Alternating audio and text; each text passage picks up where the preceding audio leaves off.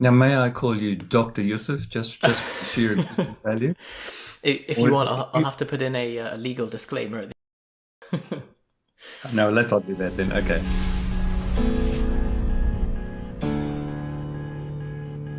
Welcome to the Propane Fitness Podcast. I am really excited to have Kit Lachlan here today with me.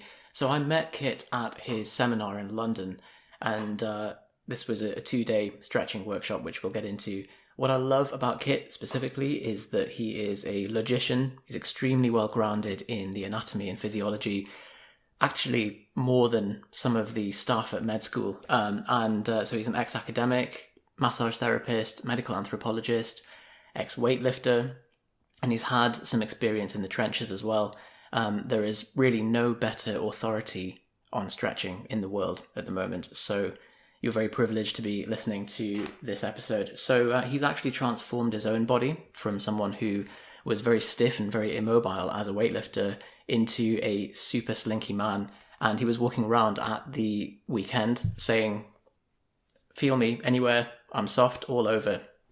So, hello, Kit. Have I missed anything out in that introduction there? No, look, the soft all over thing, it's very interesting, isn't it? Because basically, we were talking about cultural memes before, but let me just elaborate on this a tiny bit using that as an example. The reason why no one, on workshops, you must have seen me do this a dozen times. I'll just pat someone's tummy and just say, no, just relax your tummy. And firstly, there's that startled kind of shock, oh God, I'm being touched. Then secondly, there's the realization that, holy shit, I'm holding myself rigidly when in fact I'm in a totally protected workshop environment. There are no wild animals about to jump through the window and no one's threatening me. So why am I holding all this tension?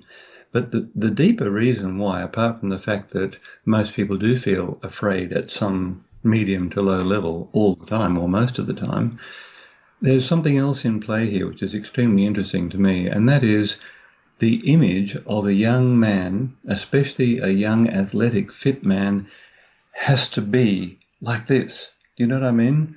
A little bit of lat spread in order to make your shoulders look wider, and just all that stuff. It's unnecessary tension. And the model that we use on our workshops, and we must have spoken about it on the workshop that we met on, is our goal is to have a body like a cat. And the idea of that is, firstly, if you've ever watched cats, you'll know they're relaxed 99.9% of the time. But when they launch themselves from I'm being relaxed, I'm in this environment, but I'm not actually being moved around by it, I'm not being affected by it internally and all that sort of thing, which is typical cat behavior. If you walk into a room and they just give you a little ear flick like this, that's a massive acknowledgement. And if you just think about a dog for a moment, what would a dog be doing? You walk into the room and, am I in your good books or am I in your bad books today? As you look around the lounge and you see that your puppy has spread 2 rolls of toilet paper around the whole room, that sort of thing. Cats are just so different in this regard. But, as you know, every size cat, from the smallest to the largest, and we compare them to all the members of the dog family, all cats for the same size are about 70% more powerful than a dog of any particular size. They have the same neural systems, they have almost identical skeletons, they have the same muscle to skeleton weight ratio. What is the difference? Well, there are 2 main differences. One is that cats are not controlled by what you're thinking about them. As humans, we're much more dog-like than cat-like. The locus of a dog's attention is outside itself on you. In a cat, it's not. That's the first thing. And the second thing, and this will bring us back to the subject at hand, is that every day, every cat licks every square inch of its own body. It's the most elaborate yoga routine that the world has ever seen, and it goes unremarked. But while we sit here, just try to lick your own right hip. It's really impossible. And yet we have the same number of bones in our vertebral column as a cat does. Now, all right, there's proportional differences and all that kind of thing. But the fact is, cats are simply more relaxed. But if you ever try to make a cat do something it doesn't want to do, it will show you how it can move from being completely soft, because that relaxation, when you pick up a cat, they're so relaxed, one end hangs over your hand like this and the other hand, and they feel like they've got no bones. But the instant you or some outside agency tries to make it do something it doesn't want to do, it will literally transform itself into this shredding machine, shredding, biting, scratching machine. And unlike dogs, an instant after that engagement will be completely relaxed. An hour after a dog's had a fight with a cat, it's still running around on tippy toes, just like us, thinking, that damn cat. So there's two lessons here. One is the locus of your attention. Where is it? And what kind of attention is it? Are you really concerned about what other people think about you, for example? And if so, in what way do you think about how other people think about you? And the second thing is having a limber body which has a very relaxed muscle tone when at rest. And so my reason for saying to people on the workshops, well, look, come over. I'm an old person, but come over and just feel how soft my body is. And then you've also seen how strong I am too. The paradox is we are constructed by myths of the buff, hard body. Hard body, one word, it's a modern word now. Men and women are described the same way. That hard body is not only low body fat, it's also tension in the body that makes the muscles be visible. When you look at someone who's relaxed, you can't see any muscles. It's just a shape. That's what I'm talking about. So this is a great extra element about the wanting approval. I've been listening to a guy called Anthony DeMello recently, who is, I think, Episcopal preacher. I might have got that wrong.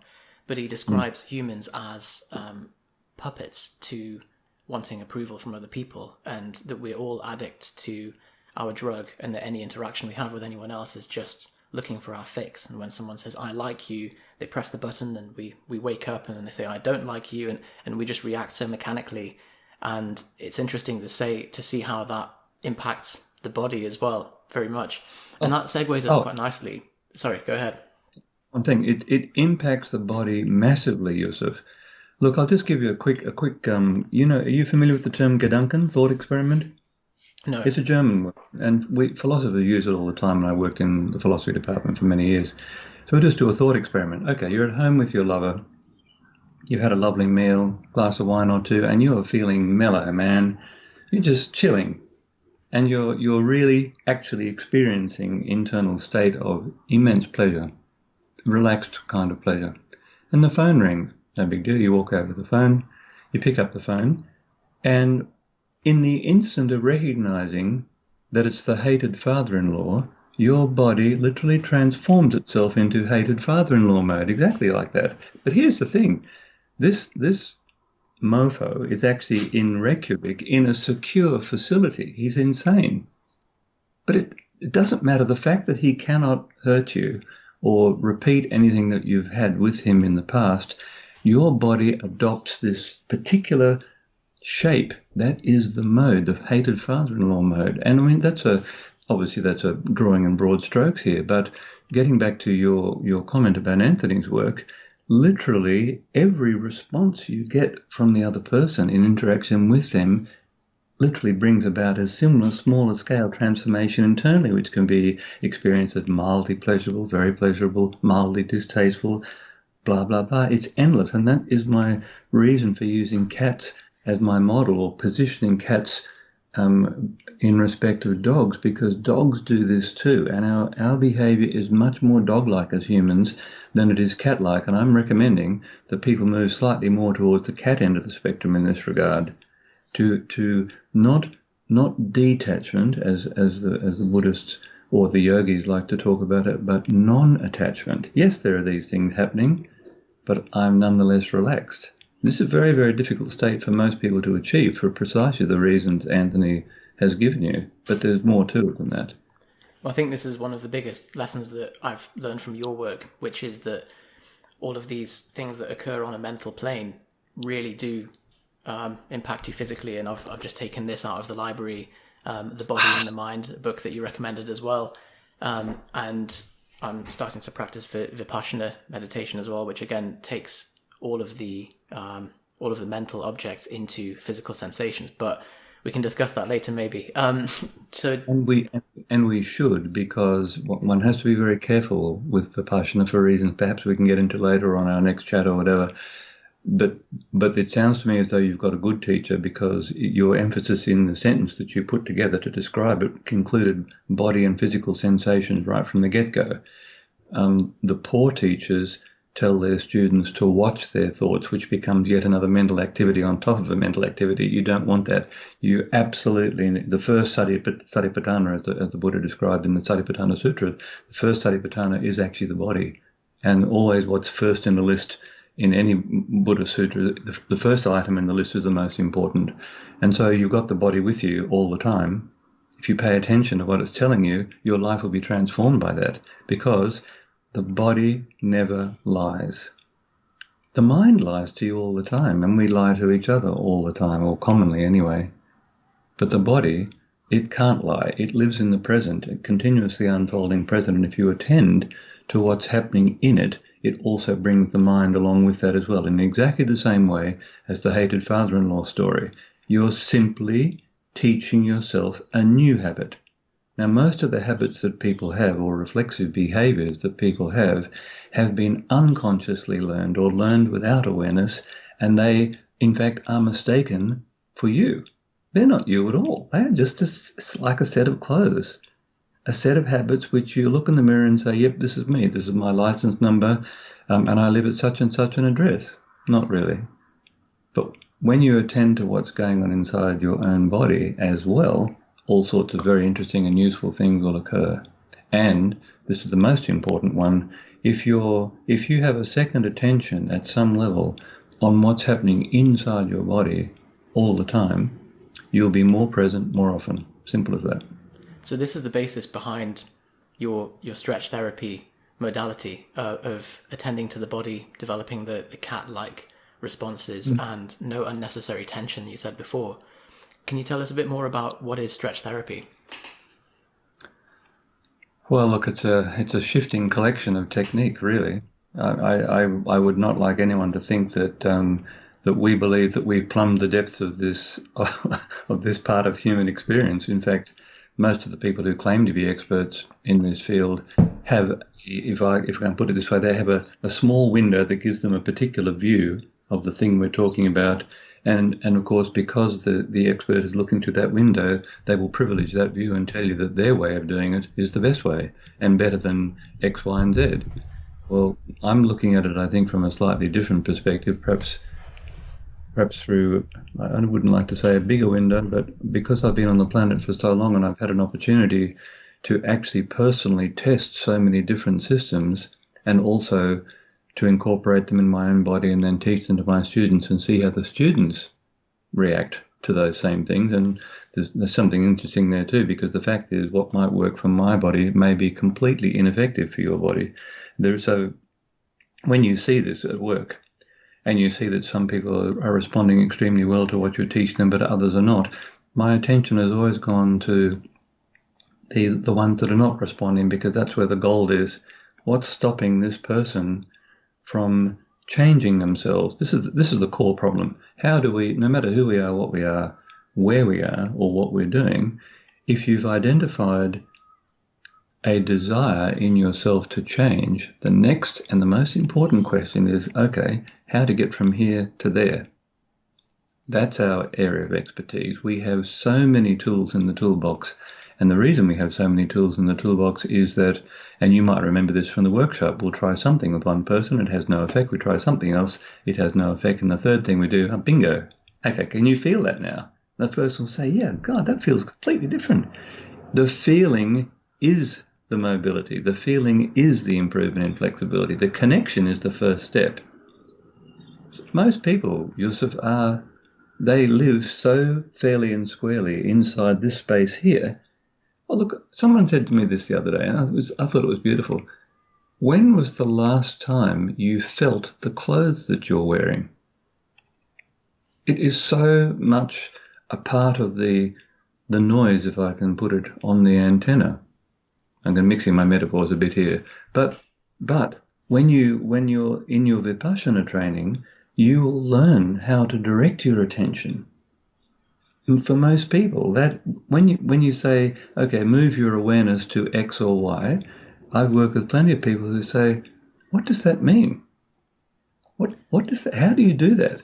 Well, it's very difficult, and I'm certainly, and many of our listeners and readers are people that live in very sort of cerebral people, and I can't remember who it was that said that the longest journey is to go from your head to your heart, but that's I very love that. cheesy. I've never But heard it before. That's brilliant. okay, so and you said you've got a number of tools in your toolbox. I just realised something that I didn't mention in the intro is that you have a number of different backgrounds in physical modalities, pursuits, I suppose, in that you've taught yoga, you've got a grounding in Western physiology. Yep. I'd imagine that you were doing dance for a while as well. There's a few different things that you're drawing on, which I imagine help you to then find the right tool for the right person.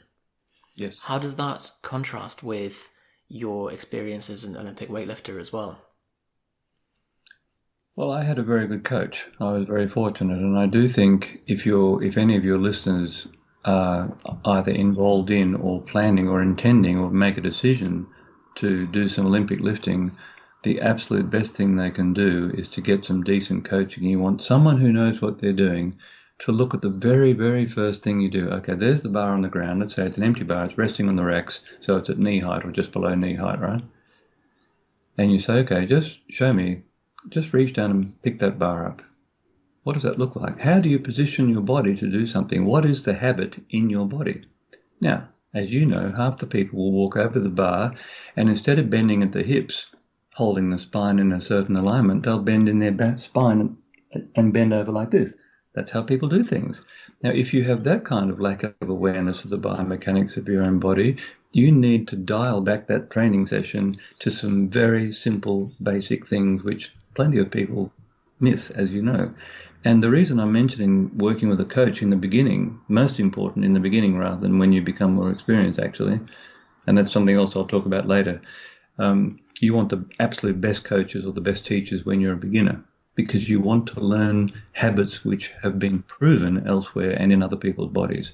You need to know how to do things, or at least have the framework of how we know things work for the majority of people. Will we have to make adjustments in our individual bodies? Yes, of course. But first we have to paint the broad strokes. So, for example, if someone cannot do a front squat with the weight racked on their shoulders, or if they can't back squat and hold their spine in the same alignment from the bottom position to the top position, there are some very fundamental things that need attending to, like it could be their glutes are inactive, for example. I mean, I'm extemporizing here, but you get what I mean.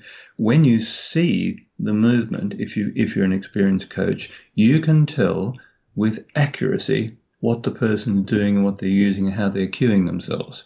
That's also a fundamental part of our work, because we do have a strand in our system, as you know, called the monkey gym. And the monkey gym is that's the strength development side of the things that we do. I'm known as a stretching person, but I probably know more about strength training than I do about stretching, even though I know a fair bit about stretching. So anyway, you asked me what the stretch therapy system is about. It is a collection of a large number of tools that are specifically have been tested with tens of thousands of people. In fact, at the university where I taught for 27 years, we estimate that we taught about 25,000 people. There's collections of people, so academics, students, outside people, the widest possible cross-section in the community. Our oldest student was 76, I think, and our youngest student was 14. And we simply observed and recalibrated. So it's an empirical approach. We observed, calibrated, and changed, and are continually weighing the techniques against two constraints: safety on the one hand and effectiveness on the other. Now that doesn't sound like much, but when your goal is to become more flexible and to be able to move better, and everyone knows what that means, even if you can't define it too well, you know what it means.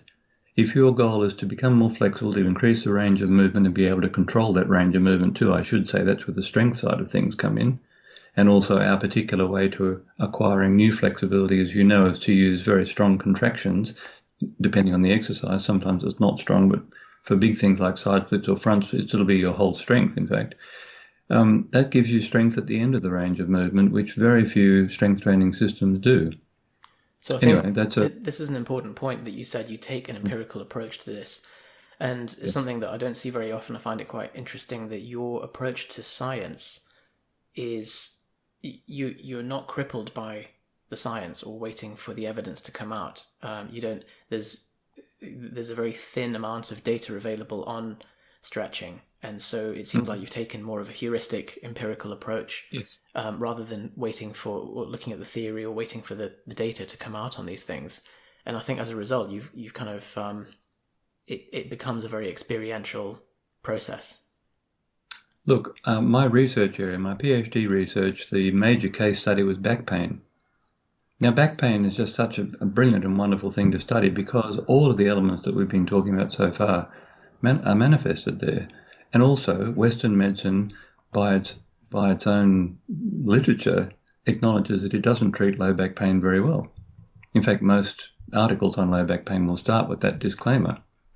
And the interesting thing to me as a logician and a philosopher is, well, that's interesting. Why is this the case? So my background, I began in medical anthropology, and I'm just so grateful for the things that I learned there, because it allowed me to take a step back from any paradigm that I'm working in and see what the limitations of the paradigm are.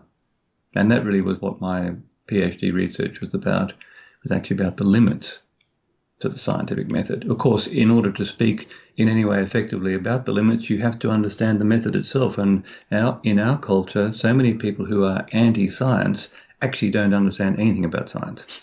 They have this cartoon view of what science is. Well, now, I get that quite a lot. People that are reactive to Western medicine as a whole, and you're thinking, yeah, as you said, if you break your arm, you're not going to go to a herbalist. So no. Yeah. Although you may go to a herbalist in the recovery phase to strengthen your immune system response and to speed the body returning itself to normal, but you're absolutely right. Your first choice would not be a herbalist. And so we can see right away, we can see on that spectrum, interaction here to actually put the arm back in its place, and then this other interaction from a completely different set of paradigms to help the person strengthen his healing force. Actually, the two medicines are perfectly complementary. It's just people don't see it that way. If you factor in the temporal dimension, the choice of the medicine is clear. For example, supposing you didn't actually have anything wrong with you, but you felt that you were lacking in energy, or maybe your digestion's not working too well, there's no point in going and seeing a Western doctor about that, because they don't know anything about those things. You go and see an Ayurvedic practitioner or a Chinese herbalist, and each of those people will see the imbalances in your system which are leading to the thing that you call the problem, the lack of digestive power, let's say, or whatever it is, or lack of energy, and they'll treat it with quite different approaches, but it will be both approaches will be trying to move your system to a more optimally functioning state. They just use different tools. So the herbalist will use herbs that work on the kidneys and liver mostly, but also on the stomach as well. But an acupuncturist will work on these little surface points that seem to have no connection in our system to what's going on inside the body, but clearly they do. And an Ayurvedic person would look at your diet and say, there's an imbalance here and you need to bring more of this element into your diet, and so on. So it seems like there's a gap for the meta practitioner, the integrator of the different paradigms and knowing which tool to use. The era of the generalist is upon us. Now, general practitioners, of course, are lowest on the totem pole of medical practitioners, and yet in my view they're the most important, just like I consider kindergarten teachers to be way more important than university professors. Way more. So as a generalist for yourself, so I don't know what area you're going to get into eventually, but GP actually. Well, that's the goal at the moment. Brilliant. Well, you would be a doctor I would personally come to see, and let me explain why. What I find extraordinary, and it just blows my mind every time I think about it, is most practitioners, let's not talk about just Western medicine, most practitioners, when you look at them, you see the fruit of their work. And so if you're dealing with someone who's obese, can't touch their toes and is sitting behind a desk, well, what is the message that person is sending to you? And I'm not talking about Western doctors here. I'm talking about a nutritionist, for example. You go and see a nutritionist, and the person who's giving you this advice is in appalling shape themselves. Why should you trust? There's a massive disconnect between what they're recommending and what they actually do themselves. Well, hello, wake up. That's what I'm talking about. And so for someone who actually walks the walk and talks the talk, as the expression has it, that's the person I would much prefer to go to than someone who just talks the talk. You don't know the extent to which their engagement with their material is theoretical. I have zero interest in theoretical, and yet I've got a better understanding of those things than most people do because I spent 15 years of my life at postgraduate level trying to understand these things. But I'm telling you, practice triumphs over theory in most instances in our human life. So this is something we've written about as well. We have an article called Call Yourself a Coach, where we claim that unless you have at least some experience under the bar, you don't necessarily have to be IPF world level lifter. I mean, it helps, but it's not mutually exclusive. But without that, I think it's rich to say that you know what your clients are going through, and if you haven't dieted down to extremely low levels of body fat, then there's no way you can appreciate the neuroses that come along with extreme dieting or any end of fitness pursuits. So something. Sorry, go ahead. That's good. No, I'm just reflecting on something as you were saying that. That's absolutely accurate. You know, I made a film starring Arnold Schwarzenegger back in the 80s. Did you know that? No. Look it up on the net. It's called The Comeback, and it was Arnold's attempt to win the Mr. Olympia contest when it was held in Sydney in 1980. That's what the film's about. And so I lived and trained with those guys for a couple of weeks. Tom Platz, Dennis Tinerino, Frank Zane. I mean, literally some of the all-time greats in bodybuilding in that era. The big dogs. And what you're talking about, the neuroses in that last 2 weeks of extreme dieting. I mean, some of those guys and the ones today are even more over the top because they're much heavier. But what a lot of people don't realize is the body fat becomes so low in some people that the fat that's in this part of the foot that's cushioning the joints, that gets used up in the last stages. And walking around is extremely painful for those guys. I mean, the things that they do to their bodies to get that last 1% of fat and water loss is quite extreme, I can tell you. But anyway. Well, yeah, with the advent of drugs and the way that modern bodybuilding's going, conditioning's becoming more and more dialed in to the point where you're thinking, this guy's going to have to be losing fat out of his eyeballs soon. You know, it's Yes. pretty horrendous. So you're speaking to a pretty specific population that all train in quite similar ways. So I wonder whether we would all develop similar dysfunctions or similar patterns of tightness. What are the common issues that lifters, powerlifters, bodybuilders would experience on a physical level? And then how does that translate into what you said about the mental tension and the kind of the way that people choose to hold themselves and this character armor that you mentioned as well? Well, let's start with the last part. Character armor is a universal phenomenon, and that term was first coined by Wilhelm Reich, who was Freud's, in some people's estimation, Freud's cleverest pupil. There were a bunch of them around at the time, Perls, Lowen, and there were about 5 of them. But Wilhelm, who incidentally died in a federal penitentiary for and had been charged with mail frauds. It's a very interesting story, the Wilhelm Reich story. Excuse me. He claimed that when the baby first comes into the world, and certainly this is what we see when we look at a brand new child. Let's say we've passed the trauma of birth and we're looking at the child who's fat and happy and 6 months of age, let's say. Unable to talk, but they look at you with those goo-goo eyes, and when you look back at them, you have that very strong heart connection instantly. When you feel those little bodies, there's no character armor there because the bodies have not had to react to something. The ego hasn't formed, so it's not forming protection between itself and the world at that point. And the reason why we love looking at babies' faces is because they're completely open, and it's almost no human beings are completely open.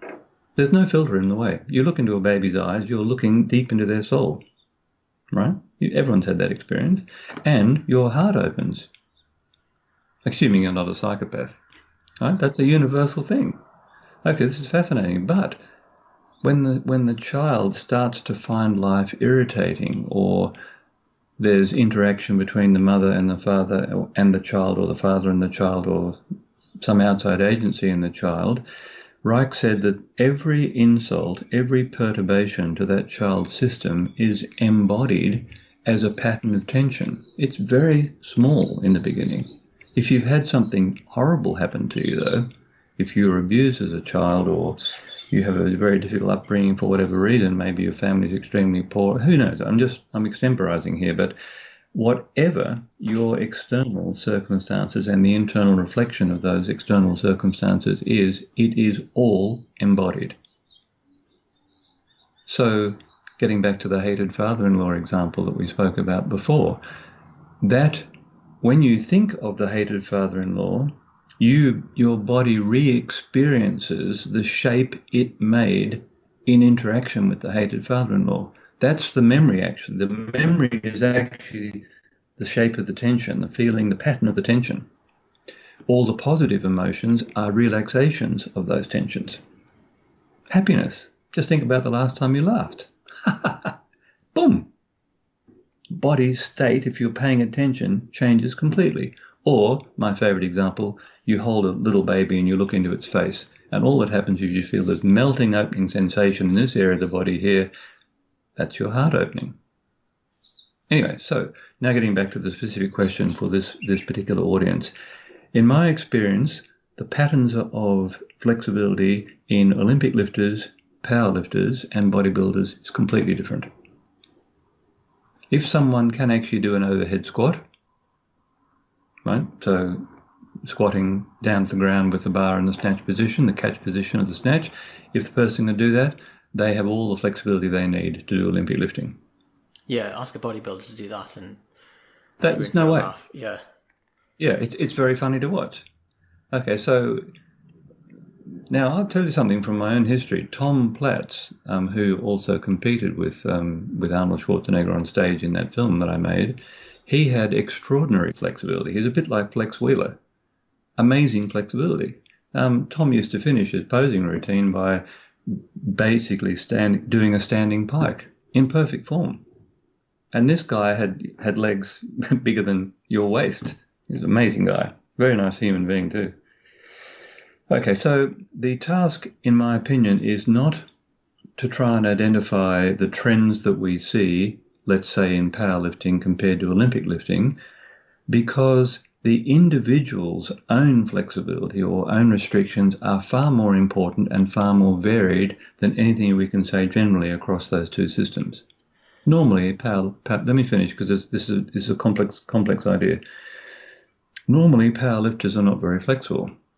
And if they're lifting according to the rules, so they never squat really much below a half squat, but they don't. That's such an Olympic lifter thing to say. Well, but it's also accurate, and also they can lift. The exercise they call a squat is not the exercise we would call a squat. It's a completely different movement. It's much more a hip hinging movement. It's much more like a super loaded good morning, if I can put it that way. Yeah. Really, because they use a super low bar position on the back, and they incline their trunks forward at least 45 degrees. I've seen some top powerlifters where the trunks are inclined past 45 degrees. Have you seen it? It's amazing to see. And so the joint that's actually doing the most work is the hip joint, and that's perfectly reasonable because the glutes are the most powerful extensors of the spine in relation to the legs, right? And hamstrings as well.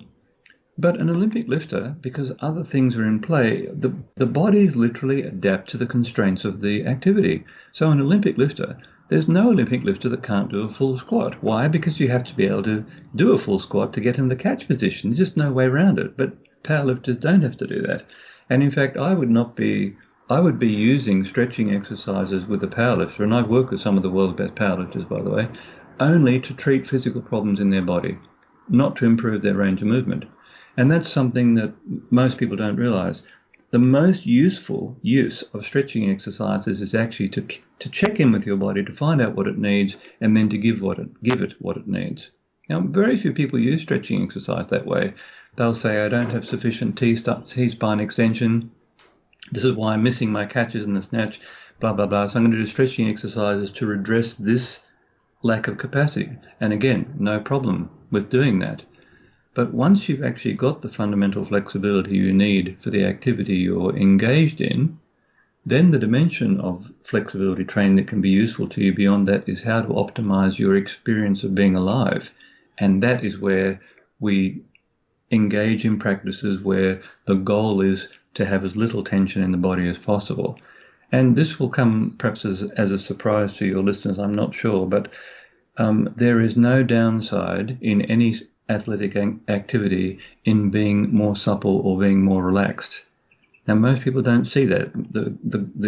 The end goal of most people's strength training is to get stronger, and I understand that. Olympic lifting and powerlifting both have two very simple to understand goals.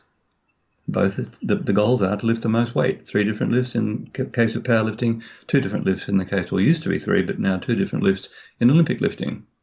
The way those goals are achieved, well, Olympic lifting, as you know, is a function of speed more than anything else. Powerlifting, completely misnamed, it's absolutely about maximum strength. In fact, you've seen some guys in deadlifting, for example, could take 8 seconds to lift the bar into the finished position. Now, Olympic lifting, 0.8 would be a very slow lift, right? I mean, so we're talking about completely different orders of physical skill sets in a way. But once the range of movement is sufficient for the activity, so in the case of someone who's an Olympic lifter, you need to have that T-spine extension, you need to be able to position your arms in the catch position, and you need to be able to get down into the bottom position of a squat. Once you've got those things, and the activity of Olympic lifting itself will give you those things for the most part, maybe not the thoracic extension, that normally needs a bit of extra work for various reasons, we can get into that later. Then we use what people would see as stretching exercises only as a tool to interrogate the body.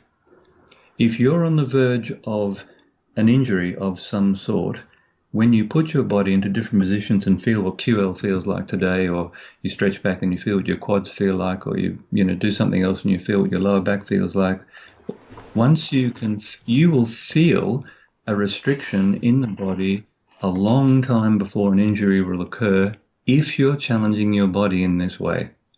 And so if you want to remain injury-free, we don't use stretching exercises specifically to fix injuries, although we can. It's not that. It's actually gaining an insight into what's going on in your own body. So that's what they're most useful for. So you're saying rather than trying to sort of anticipate what the identifiable patterns will be from your activity, it's about exploring your own restrictions, finding what they are, and moving into them to become. So really, then, what's the impact of strength training in general on the pursuit of becoming supple, injury-free, and flexible, and how can you then counteract that? The interaction between these activities, of course, is not as simple as weight training makes you tighter and flexibility training makes you looser. Although that is how. Let me take a step back from this. The way the mind contemplates all things, it's always dualistic. Almost no one looks at things and is immediately considering the options between the two posited opposites or alleged opposites, like getting stronger makes you tighter, getting looser makes you weaker. I've heard some people say that. No, I can't do any stretching exercise because I want to have that, maximum strength in the bottom position. There's no relationship between those things actually, but that's what the mind comes up with. So to answer your question, because I work with so many different people in Olympic lifting, powerlifting, and also bodybuilding too, whilst we may say, generally speaking, Olympic lifters have enough ankle flexibility, and then we have to say in brackets they have to have enough ankle flexibility if they can catch in the bottom position. I mean, if you can squat, you've got enough ankle flexibility, right? That doesn't mean that it might not, that some additional ankle flexibility might not improve your catch position. It probably will. But again, it takes a skilled coach to look at your body and to see how you're adapting, how you're solving those problems is a better way of putting it. So when you clean and you catch, how are you catching? Where are you catching? So a good coach should be able to give you, he'll say, or she'll say, no, the pull has to continue for a split second longer than when you're trying to get under the bar. You need to pull a bit higher, come up on the toes, and now snap under the bar. that's done in, a tenth of a second, that part of the movement, right? The transition, or 2/10 of a second. So I think for Olympic lifting, the best input that a coach can give you is actually about how to improve your technique, and that's the thing that will reduce the likelihood of an injury. But in powerlifting, it's a different thing. Powerlifting, as I said, doesn't require any great flexibility. Literally everyone on the planet is loose enough to have a bar touch their chest, right? They're loose enough to do a deadlift normally, whether it's in good form or not, that's a whole different ball game. But most people are actually flexible enough to bend down and grab a bar that's about this high off the floor, right? A bar sitting on 20 kilo plates. It's not a big ask. And in the squat, well, most people have the flexibility to be able to do the powerlifting style squat. So if we use the squat as an example then, so we have someone who's deficient in ankle, in dorsiflexion, let's say, where are you on the spectrum of, you using the squat as a loaded stretch to improve it and just say you just need to train the squat more? Or at what point do you take a certain element of the movement and say that needs to be trained separately so that you can then bring it back to your squat? Look, I think well, this is the thing. That's an extremely good question, and I guess that really plays into the first point that I made, which is we can't make any general recommendations. I don't think we can say Olympic lifters need to concentrate on this series of exercises, powerlifters need to concentrate on this series, and bodybuilders need to concentrate on this series. The difference between individuals is way more than the differences between the generalized patterns that we see in each of those activities. And see, one of the reasons why I parted company with gymnastic bodies, and I was quite close to them at one point, is because the people in control of gymnastic body wanted to have a sets and reps approach to stretching. They wanted to have a formula. The guys wanted to have just a program that they could put on, follow the program, and you'll become more flexible. Now, if it was that easy, Yusef, I would have done that, 30 years ago. It's not that easy. And what we found is that acquiring flexibility, whether it be for the specifics of a sport or whether it be simply to experience more grace and ease in the body and to be more relaxed generally, the acquisition of that flexibility is like to black art. I mean, look, here's the thing, and we haven't mentioned this yet, but it's an incredibly important idea to get on top of. Most dancers and gymnasts become flexible when they're children.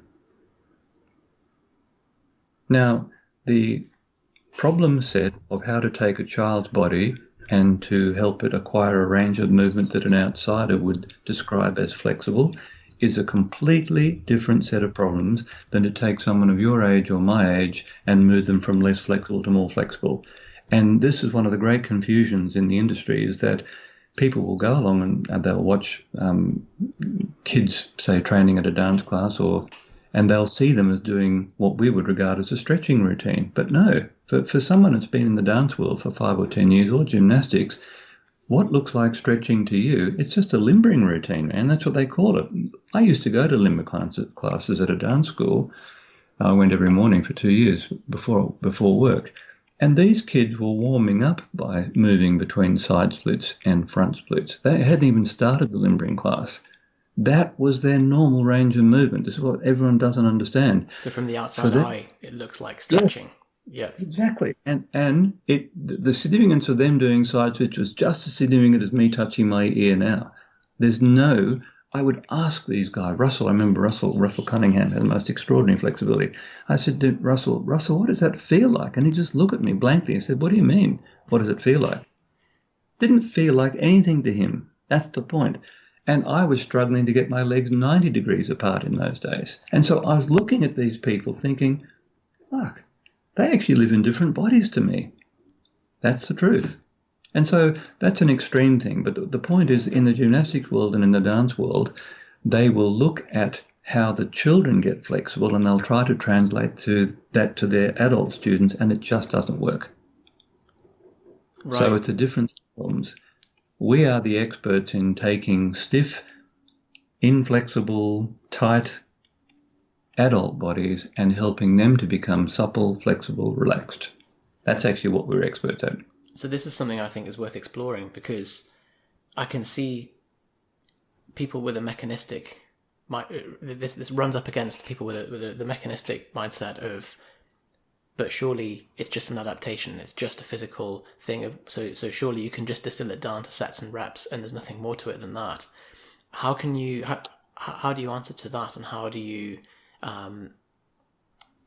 what I'm interested in really is coming back to this character armor thing again, and if you can talk about some of your experiences with people. This is where we go a bit off-piste. People talking about having released an issue with their father that they've had or whatever as a consequence of stretching. And, yeah. It is not off-piste at all, and that is the misunderstanding that most people have about what flexibility training is really about. Look, let me give you another thought experiment for your audience. Just imagine the task is the next thing you're going to do is you're going to put your hands on the floor, you're going to slide your heels apart, and you're going to go down into side splits. Right? Now, if you have side splits in your body, you'll say, okay, and you'll just slide down into side splits. But if you don't have side splits in your body, what is the experience in the body? I could feel my adductors cramping up just hearing that. So, yeah. No, it's much more primal than that, Yusef. The experience is fear, stark terror. Now, here's the thing. This is not obvious. When you move your body into a range of movement that the structure clearly is capable of, but which is not in your experience base, the fight or flight response is triggered at force 10.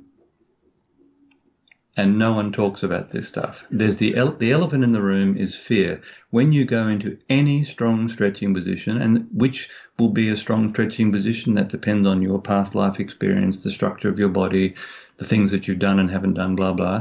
For women, that emotional response is most strongly triggered by doing full back bends usually. For men, it's side splits or front splits, anything which you find a real challenge. Now, I have to add, side splits and front splits are not important for health or daily life functioning or any of those kinds of things. Of course, it's not at all. But nonetheless, people who are involved in gymnastics strength training, they all want to have that level of flexibility. And people like Ido Portal and others around the place who had a massive influence on that, because he's very flexible and very strong too. And so, again, it's, what we're experiencing in our culture is what I call a structuring myth. Remember we were talking before we started recording about the Hollywood myths or the Disney myths of "and she lived happily ever after," right? Well, a structuring myth here is the desirability of front splits and side splits for someone who's doing Olympic lifting or powerlifting. There's just no relationship between those things at all. They're not in any way useful or helpful, but some of your audience will be wanting to do those movements. Or my favorite, because I'm a meditator, as you know, my favorite is people who write to me and say, I want to be able to sit in full lotus. I'm a meditator. I'm learning how to meditate. I want to be able to sit in full lotus. And I write back and say, why? And they say, well, because that's the proper position. That's the authentic position for meditation. I say, no, it's not. It's not. If you can sit in the lotus position comfortably for an hour, you'll find that a very stable position. But the number of yogis who've broken their knees trying to sit in full lotus because their body structure won't allow it, they're not supple enough for it, or they're too heavy, they're too big, so the actual combined thicknesses of ankles and thighs are so much that the external rotation they have in the hip joints is not enough to allow the movement, and so the knees take the thrashing instead. Or the reason why most people can't sit in full lotus is they're simply holding too much body tension. I don't know whether I demonstrated this on the workshop that you were on, but when I put did I show you that? Yeah, you can get it right up into your hip crease. Yes, when I pull, let's say putting my left heel onto my right thigh, the left heel is actually pressing into my abdomen, and there's a technical and esoteric reason for that. But the point is, the reason I can do that is not because I'm super flexible, it's because my quads are completely relaxed. And what happens is the ankle literally sinks into the leg. When I sit in lotus, and I've got a YouTube clip on this, but when I sit in full lotus, the top of my ankle is actually just underneath the level of the quad. The quad's soft enough to move out of the way. That's why we want to have a supple body. So it's to do that. So this element about this thing about fear that you're saying is something that I think if somebody is a lifter and they're used to having a certain set of predictable inputs, stimulus, response, and they can produce an output, and then they think, well, surely flexibility can be the same thing, so I can just apply that model to flexibility. And you're saying that it's not as simple as stimulus response because of this fear reaction, because of the neural components to it, I suppose, and the emotional holdbacks associated with going into splits. It's even deeper than that. When you work on your flexibility, you are literally working on yourself. You're working on your patterns, the things that literally make you you. Now, what's the connection between that and, say, moving your squat from 140 to 160, let's say, or 150? Well, there's no relation at all. I mean, only to the extent that the belief in yourself, in being able to endure the intensity of the experience of singles, doubles and triples in order to get your strength from 150 to 160, it'll be just as difficult to go from 140 to 150. If you're near the end or you're reaching your capacity in any particular lift, but it feels the same. The movement from 140 to 150 and the movement from 150 to 160, the experience and your capacity to keep going when your body is saying, for God's sake, stop, right? The intensity is the same, yeah. The intensity is the same, but your capacity is greater. Now, what's crazy about flexibility training is actually the opposite to that. And again, you won't read about this anywhere. It's actually much easier to become flexible once you have become flexible. The initial inhibitions, the initial restrictions to making a change are the things that you experience as fear because the experience is unknown to the body. And the body, well, actually, let me put it in a cellular. So you must have seen this. No organism on the planet responds to stress by opening, lengthening, and relaxing. No, it's always closing, protecting, holding, always. And that's universal. You poke someone, boom, universal. So we acknowledge the universality of that and the reality of that, and we show people how to move past that initial resistance. That's one of the keys of our system. Now, I can explain very quickly how to do that if you want. So that's it for part 1 of this interview. You've got to come back next week where we cover the process of how you deepen your awareness to improve your flexibility and strength, as well as finding your tight spots, improving your grip strength, and also the deeper physical and therefore emotional impacts of lifting and working at a desk job, as well as much more. So be the first to get updates. Remember to subscribe on iTunes or YouTube, and you can always get full show notes on the website propanefitness.com, as well as email updates if you download our free ebook, 5 Tips to Maximize MyFitnessPal. So look out for part 2, and we'll speak to you next week.